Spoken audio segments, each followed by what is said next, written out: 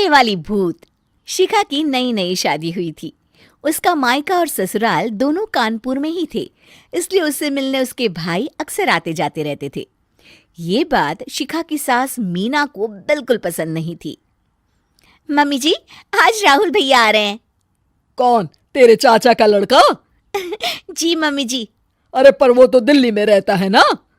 हाँ मम्मी जी, उन्हें कल सुबह दिल्ली के लिए निकलना है, तो वो आज मुझसे मिलते हुए कल सुबह यहीं से निकल जाएंगे। हमने तो धर्मशाला खोल रखी है ना। कुछ कहा क्या मम्मी जी? मैंने कहा हाँ हाँ, आने दे तेरे भैया को, जमकर खातिरदारी करेंगे। अब तो कुछ करना ही पड़ेगा, इससे पहले कि मेरा घर धर्मशाला बन जाए। ये कैसी बातें कर रही हो मीना? सच ही तो कह रही हूं।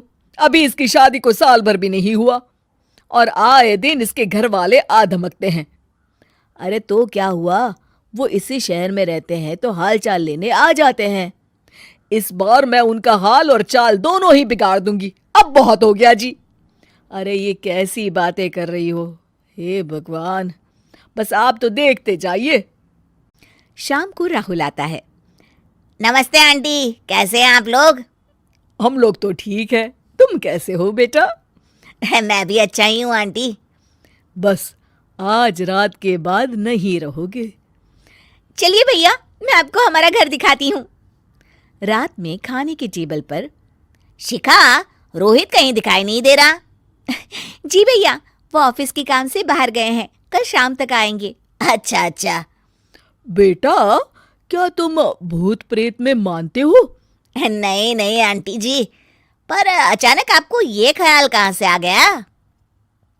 पता नहीं क्यों, कभी कभी मुझे लगता है जैसे रात के समय बैठक में कोई घूमता रहता है। ये आप क्या कह रही हैं मम्मी जी? हाँ, तुम लोग घबरा ना जाओ, इसलिए मैंने आज तक इस बारे में कुछ नहीं कहा। ये आपका वहम होगा आंटी जी, ऐसा कुछ नहीं होता। हो सकता है। चलो अब मेरा सोने का टाइम हो गया है तो चलती हूँ मैं। शिखा बेटा, राहुल के सोने की व्यवस्था वहीं दीवान पर कर देना। जी पापा जी। अब चलिए भी। अच्छा, तो बैठक में सोने वाले हैं साहबजादे। क्या बड़बड़ा रही हो? कुछ नहीं, आप सो जाइए। मीना और महेश के सोने के बाद शिखा और राहुल आपस में बात कर रहे होते हैं, तभी डोरबेल बजती है। अरे आप! सरप्राइज! काम जल्दी खत्म हो गया तो मैं आज ही चला आया। ये तो बहुत अच्छा किया। देखिए राहुल भैया भी आए हुए हैं, आप दोनों का मिलना भी हो जाएगा। कैसे हो रोहित? मैं तो ठीक हूँ भैया। शिखा, मैं भी आज यहीं सो जाता हूँ, राहुल भैया से बातचीत भी हो जाएगी। अच्छा अच्छा, ठीक है। मीना आधी रात को उठती है, कंबल मुंह से पैर तक ओढ़ के डंडा लेके बैठक में आती है और देखती है दीवान पर चादर ओढ़े कोई लेटा हुआ है। देखो तो कैसे मजे से सो रहा है बहन के ससुराल में। मीना ताबड़तोड़ 4-5 डंडे मार देती है। अरे मर गया, अरे बचाओ बचाओ, कौन है? मीना जल्दी से अपने कमरे में भाग जाती है। हे भगवान, ये मैंने क्या किया? ये रोहित कहाँ से आ गया?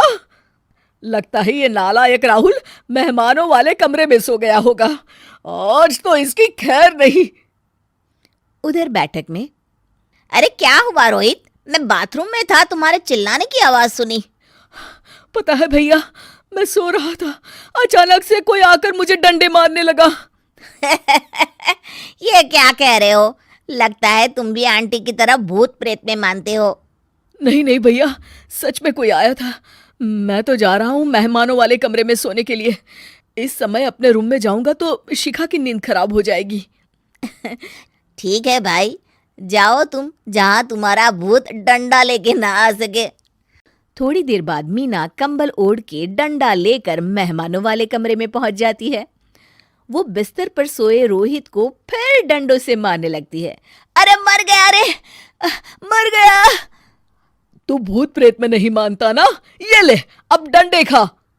हैं? ये तो माँ की आवाज है। रोहित कंबल खींच देता है। बेटा तू! अरे ये क्या कर रही हो माँ? मार मार के मेरा भरता बना दिया आपने। हाय, माफ कर दे मेरे लाल, मैंने तो तुझे ही मार मार के लाल कर दिया। मैं तो उस राहुल के बच्चे को सबक सिखाना चाहती थी। राहुल भैया को? हाँ बेटा, मुझे लगा अगर उसे डंडे मारूंगी तो शिखा के मायके वाले यहाँ आना छोड़ देंगे। हे भगवान, माँ, ये घर शिखा का भी है, उसके घर वाले जब चाहे आ सकते हैं। हाँ बेटा, आज मुझे भगवान का इशारा समझ में आ गया। मैं कितना गलत करने चली थी और अपने ही बेटे को चोट पहुंचा दी। अब चुपचाप जाके सो जाओ माँ, और किसी को कुछ बताने की जरूरत भी